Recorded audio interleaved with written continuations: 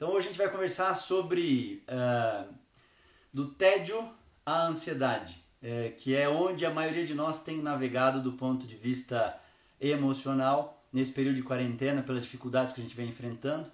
E a gente sabe o que isso representa. Representa redução de produtividade. Tanto se a gente estiver no tédio ou muito ansioso, a gente produz menos.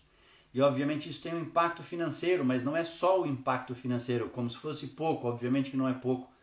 Mas não é só o impacto financeiro. A gente precisa produzir, a gente precisa ter vontade, a gente precisa conseguir alcançar as coisas. O ser humano tem ambição.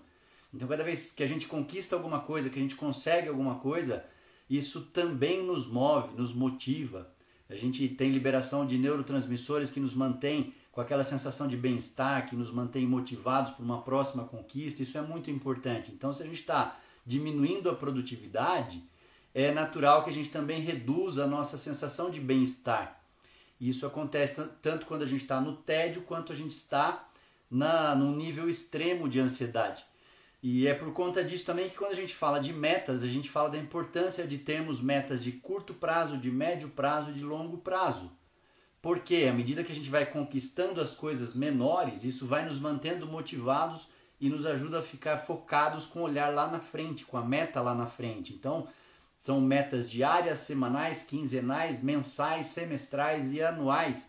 Quando a gente trabalha no processo de coaching, a gente sempre cuida para que a pessoa, o coach, no caso, o cliente, aquela pessoa que está buscando desenvolvimento, conquiste as coisas e tenha aquela percepção de ganho. E muito importante, assim que a gente vai conquistando, também é importante a gente celebrar aquelas conquistas, ainda que sejam conquistas pequenas, conquistas diárias, depois conquistas semanais, quinzenais. À medida que a gente vai conquistando as coisas e vai alcançando as metas, as conquistas são importantes para a gente sinalizar para o nosso cérebro que a gente está produzindo, que a gente está motivado, que a gente está de olho lá na nossa meta de longo prazo para alcançar coisas grandes. E quando a gente está reduzindo a produtividade por uma questão ou por outra, a gente perde, vai para o ralo essa sensação de bem-estar, liberação dos neurotransmissores que nos mantém motivados, alegres e felizes. O ponto é que, obviamente, que esse nível de produtividade, é claro que ele se altera no tédio e na ansiedade, mas ele também é dependente de outras coisas. É dependente, por exemplo, de qual atividade a gente está exercendo. Claro que tem que ter gosto por aquilo que a gente está fazendo para conseguir produzir bastante. E mesmo dentro da função que a gente exerce profissionalmente, por exemplo, a maioria de nós aqui veterinários, imagino que todos gostem muito da profissão, pelo amor que tem aos animais. Mesmo dentro de uma função que você exerça, que você goste e tenha amor, claro que tem aquelas questões que você é obrigado a fazer e que você não gosta. Então tudo isso vai interferir na produtividade. Quanto você está fazendo daquilo que você gosta. Também interfere na produtividade o nosso status emocional. E naturalmente agora, nesse período de pandemia, que a gente está evocando mais emoções como medo, ansiedade, tristeza, preocupação, isso também alterando o nosso status emocional vai alterar o nosso nível de produtividade. Eu já não canso de falar. Emoção é uma palavra que vem do latim, motere. Portanto, eu me movimento, eu faço as coisas a partir do que eu sinto. E o jeito que eu sinto interfere no como eu faço. Então essa é a questão mais importante, saber como o status emocional vai interferir na minha produtividade. À medida que eu evoco emoções positivas, naturalmente eu me torno mais produtivo, mais motivado. Existem 4 zonas emocionais que eu tenho falado ultimamente, tenho falado no Evovet. Para quem está aqui presente na live, que está fazendo o Evovet, sabe disso. A gente tem conversado sobre as 4 zonas emocionais e a importância de você saber em qual zona emocional você está navegando, porque a emoção é que vai determinar o quão produtivo você vai ser, o quão motivado você vai estar. Isso faz parte da questão evolutiva, da nossa biologia. Então entender que emoção eu estou sentindo é o primeiro passo. Também vai alterar o nosso nível de produtividade o quanto a gente está ficando distraído. A gente tem 2 tipos de distração. Tem as distrações internas e as externas. Distração externa é aquela que quando você está focado em alguma coisa, passa alguém por trás do seu computador, toca um bip de uma mensagem de WhatsApp para você, de um e-mail que chegou, alguém te chama, um barulho que acontece. Essas são as emoções externas, Mas as que mais nos afetam são as distrações internas, aquela conversa interior que você fica tendo a partir das emoções que você está sentindo, quando você está com raiva, triste, preocupado, e aí você pode estar ali exercendo alguma atividade, mas essa conversa interior também pode reduzir sua produtividade. Enfim, estou fazendo um racional teórico para a gente chegar daqui a pouco nas dicas de como, depois de interpretar esse processo do tédio ao nível extremo de ansiedade, o que acontece com a nossa produtividade. Além das distrações, a gente também afeta o nível de produtividade pelo nosso comportamento. E o nosso comportamento, ele é oriundo e conversa com as nossas crenças, com aquilo que a gente acredita. Com aquilo que a gente acredita sobre o quê? Religião? Não. Crenças são aquelas questões que a gente acredita sobre a gente mesmo, sobre o mundo, sobre as outras pessoas, sobre o que a gente vai fazer ou não. O quanto eu acredito na minha capacidade ou o quanto eu deixo de acreditar na minha capacidade. Então a gente tem as crenças limitantes, que são aquelas que nos colocam num estado emocional ruim. Isso não é para mim, eu não vou conseguir, empreender nunca foi para mim, falar em público não é para mim, dinheiro é difícil ganhar dinheiro, tem que trabalhar muito, onde entra o dinheiro, entra a discórdia, a briga, tudo isso é crença. Positiva ou negativa, aquelas coisas que a gente acredita, e pelo fato da gente acreditar muito, o nosso subconsciente trabalha para que elas se tornem verdades. Vou repetir essa frase de tão importante que ela é. Crença é aquilo que você acredita piamente, que não necessariamente seja verdade, mas você tem um acreditar tão forte naquilo que o teu subconsciente trabalha para te mostrar que aquilo é verdade. Tem diversas frases de pessoas que conquistaram muitas coisas, por exemplo, uma que vem à minha mente agora, do Henry Ford, fundador da Ford, a montadora de carro que vocês conhecem. Se você pensa que pode ou pensa que não pode, você está certo do mesmo jeito. Por quê? É o poder da sua crença no seu comportamento que vai alterar a sua produtividade, que vai alterar os seus resultados. Mas se a gente for fazer uma cascata ao contrário, então vocês estão vendo que tem uma série de questões que interferem na nossa produtividade. Uma cascata ao contrário vai me levar aonde? No pensamento. No fundo, quem manda em todas as coisas é o nosso pensamento. Eu gosto sempre de citar uma frase que está escrita no livro de Provérbios, capítulo 4, versículo 23. Provérbios é um livro canônico que foi escrito pelo rei Salomão, o terceiro rei de Israel. Foi aquele que pediu a Deus sabedoria. E Deus se agraciou desse pedido e deu a ele todas as outras coisas em função dessa sabedoria. O que é essa sabedoria? Nada mais, nada menos do que inteligência emocional. Historicamente, foi o reinado mais pacífico de Israel. Foi sob o comando do rei Salomão, porque pediu sabedoria a Deus.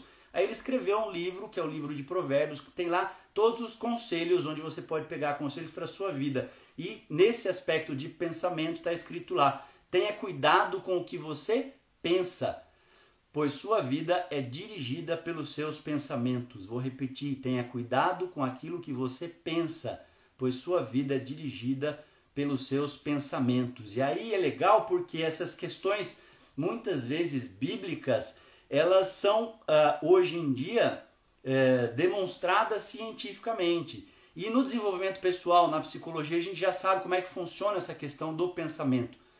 Cada coisa que você pensa estimula uma emoção.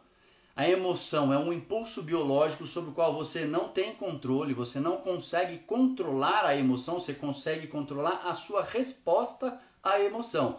Mas o impulso em si você não consegue dizer: eu quero mais forte, eu quero mais fraco, não quero agora, só quero depois. Ela acontece. Então tudo que a gente pensa nos leva a uma emoção, que é um impulso biológico, porque esse pensamento vai lá para as amígdalas corticais. Eu já cansei de explicar mais pormenorizadamente isso, tem diversos vídeos meus no YouTube falando especificamente sobre isso.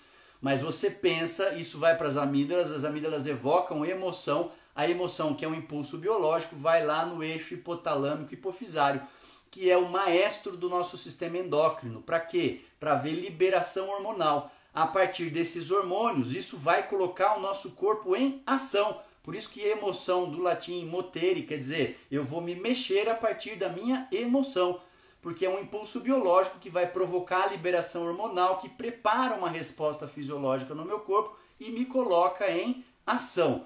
cotidianamente a tendência é que eu tenha sempre as mesmas ações. Isso vai gerar então o quê? Um comportamento. Esse comportamento gera um resultado. A partir do que eu faço sempre da mesma forma, eu vou ter um resultado. Então o meu pensamento impactou no meu resultado porque é uma ação em cadeia. E aí esse resultado, obviamente que vai retroalimentar o meu sistema emocional, porque se for um resultado positivo, eu vou ficar feliz com aquilo, vai gerar uma emoção positiva.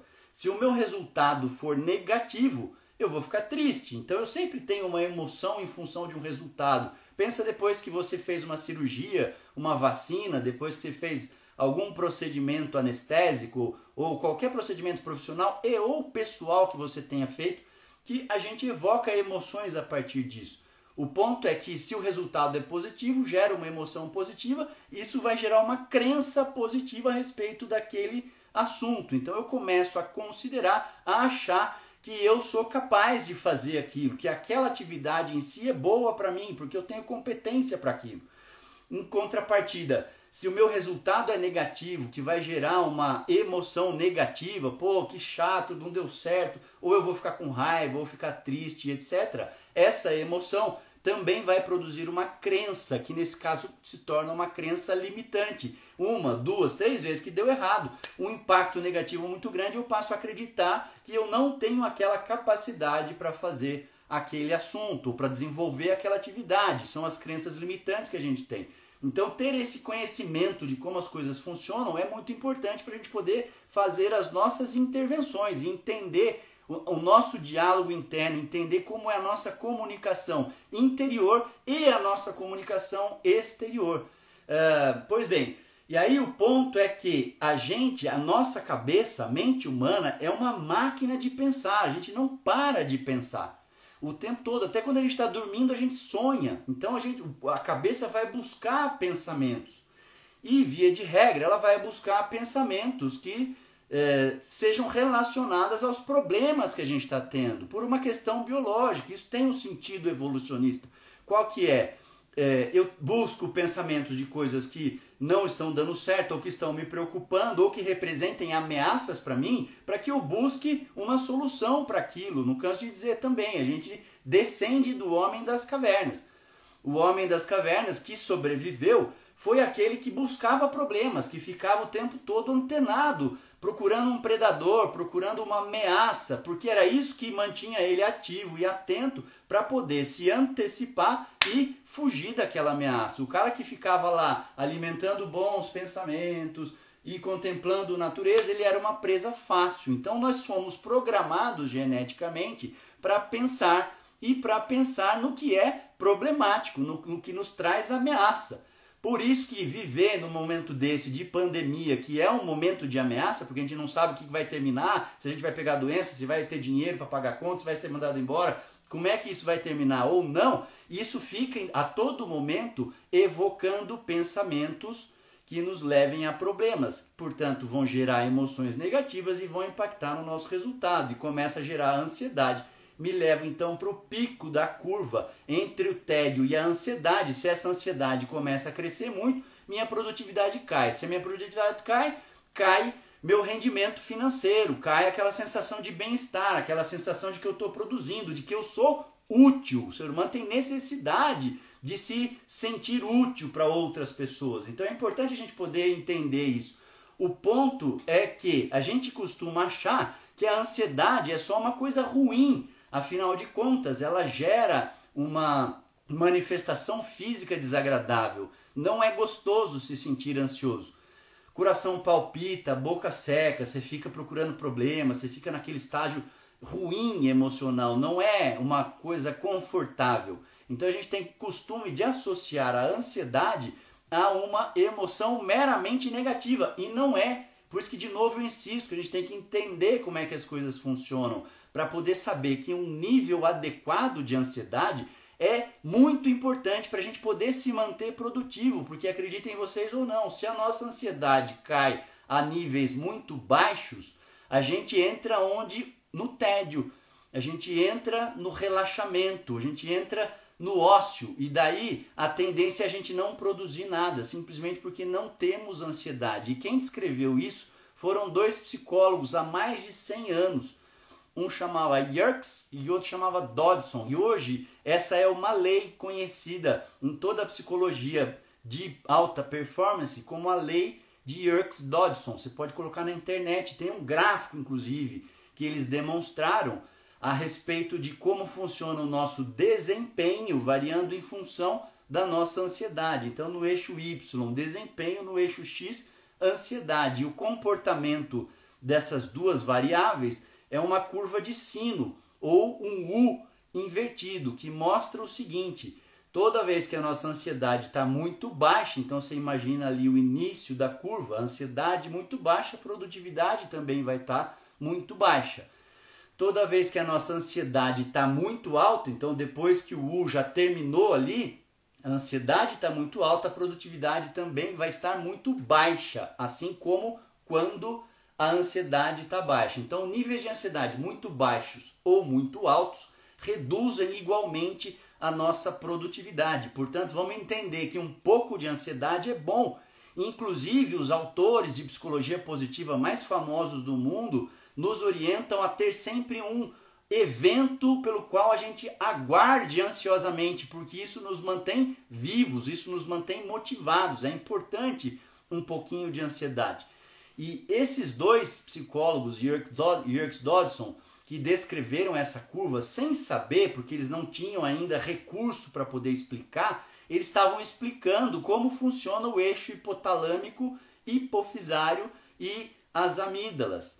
Então eu disse, a gente pensa em alguma coisa, esse pensamento gera uma emoção, porque ele vai ativar as nossas amígdalas, e aí essas amígdalas vão mandar um impulso para o hipotálamo e para a hipófise orquestrar a secreção de hormônios, e aí a gente vai ter alteração corporal, fisiológica, e isso vai nos pôr em movimento. Então, dependendo de cada emoção, eu tenho a liberação de determinado hormônio, em determinados níveis também, porque tem ansiedade que é um pouco mais baixa e um pouco mais alta do ponto de vista de intensidade. Então, a secreção de hormônio pode ser menor ou pode ser maior, e isso vai nos colocar em níveis de produtividades diferentes.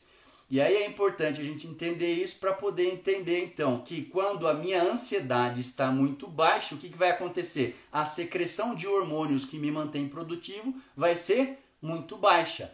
Então eu preciso começar a ficar um pouquinho mais ansioso, levar um estresse bom, porque isso vai colocar o meu corpo em ação. Então é quando eu entro exatamente no pico da curva, que é o momento que a gente chama de flow. Então vamos lá. Para o tema da nossa live, entre o tédio e a ansiedade, existe o flow, ou fluxo, na tradução literal, que é o nosso momento de maior performance. Portanto, é o nível mais adequado de ansiedade que vai levar a um nível mais adequado de hormônios relacionados à produtividade, adrenalina, glicocorticoide, que vai me gerar energia celular, energia sanguínea para eu poder produzir e poder manter aquele nível de produtividade. Eu acho esse assunto fantástico, eu acho isso muito legal, a gente entender isso para poder entender o que é que está acontecendo no nosso cérebro. E aí é importante entender o seguinte, lá no final da curva, quando eu estou com um nível de ansiedade muito alto, é quando eu tenho o chamado esgotamento emocional. Quando eu estou extremamente ansioso, então eu tenho que tomar cuidado, essencialmente, nesse momento de pandemia, quando a gente está vivendo um momento inédito no mundo, a gente não sabe o que vai acontecer, cada hora é uma coisa. Outro dia eu recebi um meme, um vídeo lá, engraçadíssimo, de uma mulher falando exatamente isso. Ah, agora pode sair, ah, não precisa usar máscara, tem que usar máscara, pode sair, não pode sair, tem que fazer isso, não pode fazer mais. Porque ninguém sabe, nem o mundo sabe direito o comportamento desse vírus, então a gente fica sempre alerta, elevando os níveis de glicocorticoide, níveis de adrenalina, níveis de hormônios que vão nos manter produtivos, só que num estágio tão alto, mas tão alto que faz a nossa produtividade cair. Por quê? Pelo esgotamento celular. Você sabe que um nível altíssimo de glicocorticoide secretado, a maioria de vocês que estão aqui na nossa sala, nessa live, é gente da área da saúde, então não precisa ficar explicando, mas é todo mundo esclarecido. A gente sabe que um nível muito alto de glicocorticoide vai gerar redução de imunidade, redução da criatividade, vai gerar redução da produtividade por esgotamento celular. E isso é chamado o custo da gente viver o esgotamento emocional. Esse é o custo fisiológico disso. Eu começo a ficar mais suscetível a pegar doença, eu começo a ficar mais suscetível a doenças autoimunes, e se isso se prorroga por muito tempo, eu fico mais suscetível a doenças crônicas, como hipertensão, doenças metabólicas, diabetes, inclusive o câncer. Enfim, a gente começa a alterar tanto a imunidade, alterar o nosso corpo físico pelo aumento dessa secreção desses hormônios. Por quê? Por conta de uma ansiedade muito alta. O que vai acontecer? Não sei. E eu vou perder dinheiro. E eu tinha dinheiro na bolsa, na ação, eu perdi. E agora eu não consigo mais vender o meu apartamento, eu não consigo viajar, eu não consigo pagar boleto. Mando o pessoal embora ou não mando, faço isso, faço aquilo. A gente já começa a viver num nível tão grande de ansiedade que eu começo a ter um custo muito alto para isso. Então entender todo esse processo é o primeiro passo para a gente poder botar os pingos nos is, fazer as coisas como elas devem ser feitas. E se você pensar do ponto de vista profissional, quais são os principais eventos que fazem acontecer tudo isso? A condescendência dentro do trabalho. E aí vamos linkar um pouquinho com a nossa área. O que é condescendência? É o outro não ter sentimento pelo que você está falando, não ter apreço pelo que você está falando, é o fato de você se sentir desvalorizado. Inclusive gravei um vídeo curtinho que já foi agora 21 horas pro meu feed no Instagram.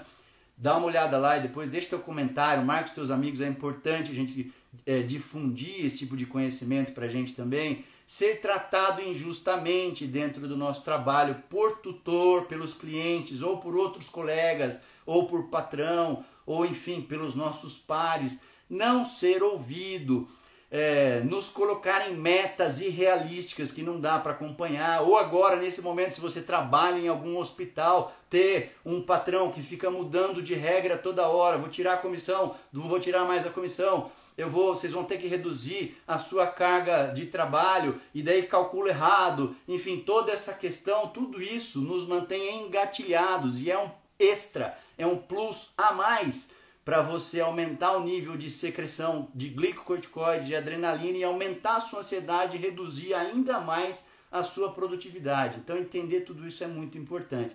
E aí, entre de novo o tédio e a ansiedade, a gente tem aqui aquele momento de flow, que é o momento de maior produtividade. Agora, se a gente pegar esses 3 pontos básicos do gráfico, da curva em I, para quem entrou atrasado, da curva em U invertido, do que eu estou falando especificamente? Da relação entre desempenho no eixo Y e produtividade no eixo, e ansiedade no eixo X. Então, desempenho no eixo Y, ansiedade no eixo X. Como é que é o comportamento dessa curva? É um comportamento em U invertido. Então, uma ansiedade muito baixa leva a uma produtividade muito baixa. Por quê? Porque a secreção dos hormônios que vão fazer com que a gente produza, com que a gente se mexa, é muito baixa.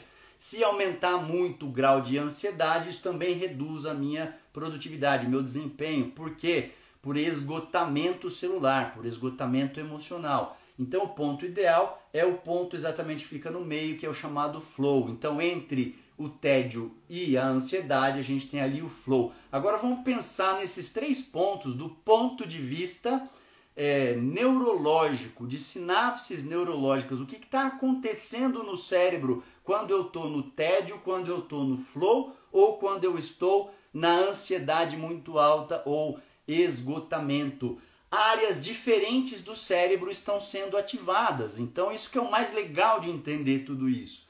Quando eu estou aqui no tédio, eu tenho áreas cerebrais aleatórias que são irrigadas e ativadas no cérebro. Por isso que a minha produtividade cai. Olha que legal que é isso, entender esse processo. Porque eu estou ali no tédio, procurando o que fazer, mas a minha atenção, eu não consigo focar a minha atenção numa ação específica, naquele trabalho que eu tenho que fazer. Por outro lado, quando eu estou no flow, que é o meu maior momento de produtividade, qual área cerebral eu estou sinapseando? É onde eu tenho uma harmonia de sinapses neurais no meu cérebro com ações sinápticas mais evidentes no córtex pré-frontal esquerdo. E quando eu estou no esgotamento, que é aquele finalzinho da curva lá por último, eu estou sinapseando no córtex pré-frontal direito, que representa a área cerebral mais voltada para a emoção. Então os pesquisadores dizem o seguinte, que entre as amígdalas corticais, que representam aquelas estruturas bilaterais, uma em cada hemisfério, que armazenam as nossas emoções, e o hemisfério direito, existe uma quantidade gigantesca de fios elétricos, entre aspas, passando ali.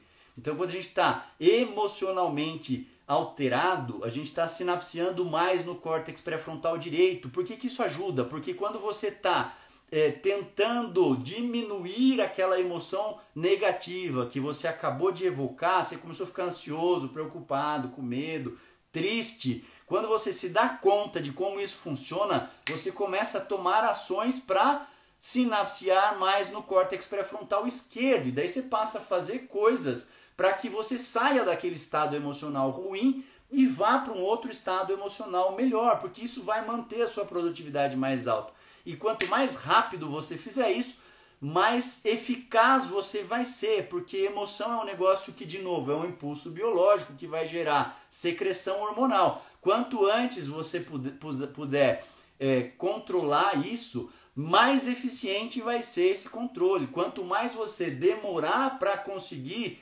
mudar o seu estado emocional, chega um momento que você nem quer mais mudar. Se você é daquelas pessoas que sentem muita raiva quando estão com raivas ou evocam emoções muito intensas, você sabe o que eu estou falando. Enquanto a raiva está começando a brotar em você, você ainda consegue controlar. Não, pera um pouquinho, vamos equilibrar as coisas, muda. Se você se lembrar de como isso funciona, vai te ajudar. Passou um momento que você já está extremamente raivoso, que você já chegou na ira. Se a pessoa fala calma, não faz isso, daí você não quer mais ter calma, você quer mais continuar o processo e deixar para resolver depois, você quer mais bater no sujeito, você quer mais fazer o que você tem que fazer e depois você resolve. Por quê? Porque daí o nível de secreção hormonal já está tão grande que teu corpo está respondendo àquela secreção.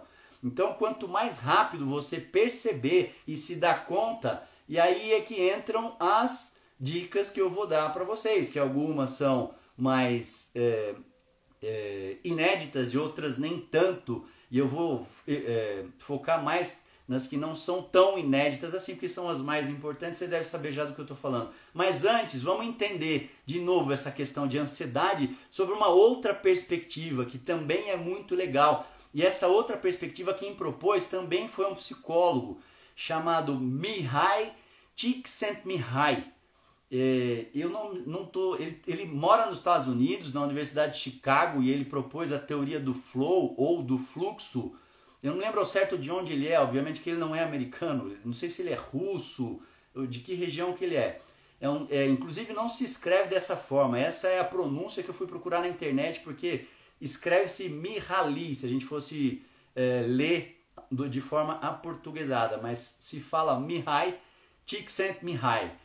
É um cara genial que propôs essa teoria do fluxo e colocou isso dentro de um gráfico, então, onde a gente tem o tédio, onde a gente tem a ansiedade e onde a gente tem o fluxo, que é esse momento mágico de vida emocional, quando a gente coloca todo o nosso foco, toda a nossa atenção voltada para aquela atividade, variando então em função de duas coisas.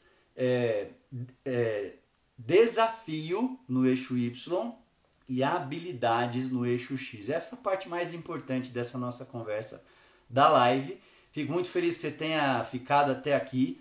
Essa live vai ser um pouco mais curta hoje, mas vamos entender qual foi essa teoria, qual é essa teoria que já foi validada, inclusive, e já está descrita em diversos livros para leigos entenderem esse processo. Então são os estados emocionais de tédio, ansiedade e fluxo, variando em função de duas coisas: desempenho no eixo Y e habilidades no eixo X. Então o ponto é o seguinte: quando a nossa habilidade é muito alta, mas o desafio a que a gente é proposto é muito baixo, quer dizer, quando eu sou muito bom numa coisa, mas eu não sou desafiado, é o momento que eu tendo a entrar no relaxamento, no tédio. É aquele negócio de, puta, cara, eu já passei desse nível, é chato fazer isso, isso não me desafia. Por outro lado, quando a minha habilidade para alguma atividade é muito baixa, mas eu sou muito desafiado, portanto, o meu desafio é muito alto, é que a gente entra nesse nível de ansiedade extremo, porque eu não tenho habilidade para aquela atividade e eu estou sendo extremamente desafiado. Obviamente que existem outros estágios emocionais, mas de uma forma mais didática e mais fácil de entender, vamos colocar sobre essas 3 perspectivas. E por que eu estou colocando isso, você vai entender daqui a pouco. E por fim, e o fluxo, o flow, que é aquele momento que você está desempenhando uma atividade que você tem uma habilidade muito alta para aquilo, então você é um expert naquele assunto e você está sendo bastante desafiado.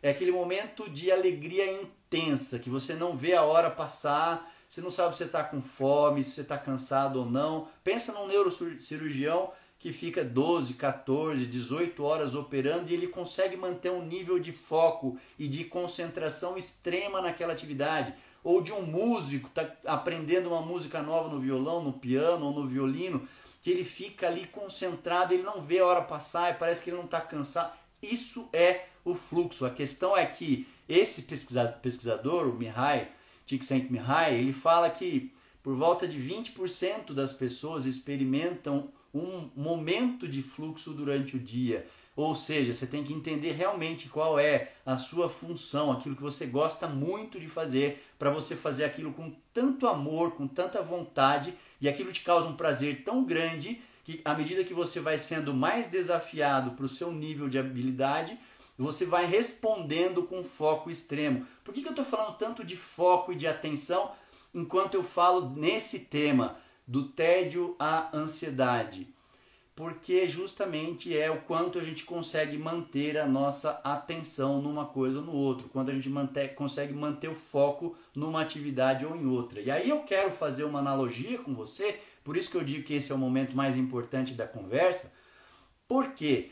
Porque se esse gráfico é o desempenho, o desafio e a habilidade no eixo X, essa habilidade pode ser uma habilidade técnica, como eu vinha dando exemplo até agora. Eu dei exemplo de um neurocirurgião, eu dei exemplo de uma habilidade musical, eu dei exemplo do que você faz na sua atividade profissional, mas também pode ser uma habilidade que você tenha de lidar com situações emocionais extremas. Entende onde eu quero chegar? Por que a gente está num nível de ansiedade tão grande? Via de regra, porque o desafio está muito alto. A situação que a gente vive é uma situação inédita no mundo. E a gente não sabe onde isso vai terminar, a gente não sabe o que vai acontecer, se você vai ter dinheiro para continuar, se você vai ser mandado embora, se você vai ter que fazer isso, fazer aquilo, se vai pegar doença, se não vai, se vai morrer ou se não vai. É inédito isso. Então o desafio é muito alto. E a nossa habilidade de lidar com isso está baixa. É onde se cruza no gráfico. Desafio alto, habilidade baixa é o momento que eu vou ter de ansiedade. É aí que eu queria chamar a sua atenção para soft skills, como eu venho fazendo há tempos. Há pelo menos 4 ou 5 anos, quando eu comecei a trabalhar com desenvolvimento pessoal, que é o que eu venho chamando a atenção. Inteligência emocional, lidar com situações adversas, emocionais, poder lidar internamente, poder lidar com os outros. Colocar o seu foco, a sua atenção naquilo que você tem controle, porque o que você não tem controle, que não depende de você, se você ficar pensando naquilo, pensando de novo. Tenha cuidado com o que você pensa, porque sua vida é dirigida pelos seus pensamentos. Você ficar pensando, será que eu vou pegar a doença? Será que eu vou ter dinheiro? Será que alguém da minha família vai pegar o dinheiro, a doença? Será que vai morrer? Você não tem controle sobre isso. Então cuidar dos seus pensamentos para você conseguir administrar tudo isso, porque o desafio está muito alto. Então é normal a gente ter lá alguns momentos, algumas fases onde o nível de ansiedade cresce tanto que a nossa produtividade vai cair. Isso é fato para todo mundo. Por mais inteligência emocional que você tenha, chega um momento que você é tão desafiado que você não consegue responder aquilo. Agora, se a gente desenvolver inteligência emocional, se a gente desenvolver o quê? Autoconhecimento. E aí é que está. Por que o autoconhecimento? Porque o primeiro passo para você poder mudar o seu estado emocional é entender o que você está sentindo e nomear. dá nome para a sua emoção. Eu sempre digo o seguinte, você lidar com alguma coisa amorfa, super difícil, que você não sabe o que é muito mais desafiador. Então quando você detecta, vamos lá, o que eu penso provoca uma emoção, essa emoção vai provocar uma descarga hormonal, que vai me fazer reagir, portanto uma resposta, essa resposta vai gerar um comportamento cotidianamente, e esse comportamento vai gerar um resultado. Pois bem, se eu estou dizendo que o meu pensamento gera uma emoção e essa emoção gera uma descarga hormonal que provoca uma reação no meu corpo, como é que eu reconheço qual emoção eu estou sentindo? Eu reconheço através das alterações físicas que eu tenho, das alterações corporais. O que você sente? Como é que o teu corpinho te fala que você está ansioso? Quais são as alterações físicas mais evidentes para você? E as que são mais evidentes para mim são diferentes daquelas que são mais evidentes para você. Eu sinto a minha respiração mais curta. Eu respiro mais aqui em cima, mais de forma torácica. Como é que o seu corpinho te diz que você está entrando num processo emocional de tristeza e que se você continuar, você vai entrar numa tristeza muito grande, vai se afastar das pessoas e você já está afastado delas? Como é que teu corpinho te mostra que você está sentindo raiva, que aquilo está começando a crescer dentro de você para você poder bloquear antes? Então o autoconhecimento é o primeiro passo da inteligência emocional, é você saber decifrar as suas emoções a partir do quê? A partir das reações físicas que elas provocam em você, no seu corpo. Quando você detectou aquela reação física, então, você fala em voz alta se possível. Caleis, isso que você está sentindo é raiva. Caleis, isso que você está sentindo é ansiedade. Caleis, isso que você está sentindo é tristeza. Caleis, isso que você está sentindo é medo. Ou o que quer que seja. Isso parece tão bobo e é simples, mas não é fácil. É o que eu tenho falado sempre.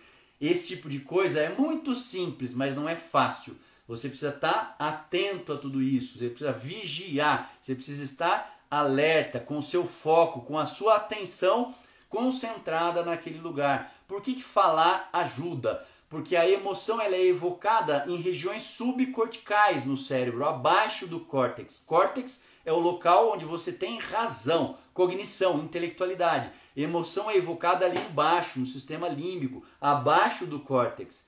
À medida que você fala, você é obrigado a evocar sinapses nas regiões corticais. Então você está acionando mecanicamente, linkando com o que você está sentindo, regiões corticais para te dar razão. Então a sua emoção estava aqui, com a ansiedade aqui. À medida que você percebeu aquilo que você falou, a sua razão chegou aqui. Aí você começa a aumentar o nível de sinapses nas suas regiões corticais, especificamente no córtex pré-frontal esquerdo, porque é isso que vai te dar o controle. O córtex pré-frontal esquerdo é a região do cérebro que nos dá o controle das nossas emoções. É ali que está o nosso livre-arbítrio, só que para isso você precisa ter consciência dessa emoção que você sentiu. Então esse é o primeiro passo, o autoconhecimento, para você poder ir para o segundo, que é o autogerenciamento. Como é que você faz isso? Falando, conversando com você mesmo. Isso vai ajudar bastante a segurar a onda. E a dica mais, vamos dizer, fodástica que eu vou dar hoje é a respeito do mindfulness, que é uma meditação específica. Então, as pessoas têm um pouco de ranço com a meditação, porque é difícil, porque é isso, porque é aquilo. A meditação é justamente para você começar a acionar sinapses na sua mente e você começar a perceber como o seu pensamento divaga.